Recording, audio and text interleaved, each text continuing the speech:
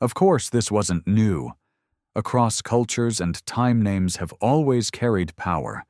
Ancient Egyptians named children after gods to invoke protection.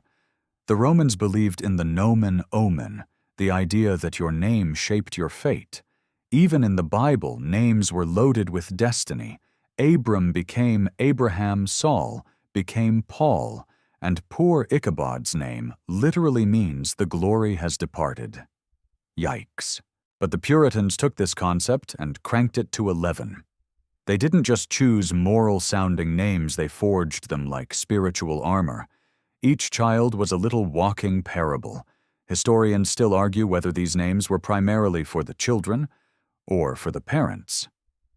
Some scholars suggest that naming a child Thankful or Hope was more about expressing the parents' own struggles and faith. A kind of emotional shorthand for this kid came after 2 miscarriages and a smallpox epidemic, so we're going with Mercy. Thanks. Other times, it veered towards the performative. In a society obsessed with public displays of piety, naming your kid Deliverance was basically standing on a soapbox and shouting, "Look how righteous we are." You step around a pile of discarded apple cores and pause by a well. It's easy to romanticize this world, the flicker of lanterns, the sound of psalms drifting from a cabin window, but there's something weighty in the air too. These names weren't just old-timey quirks. They were survival strategies.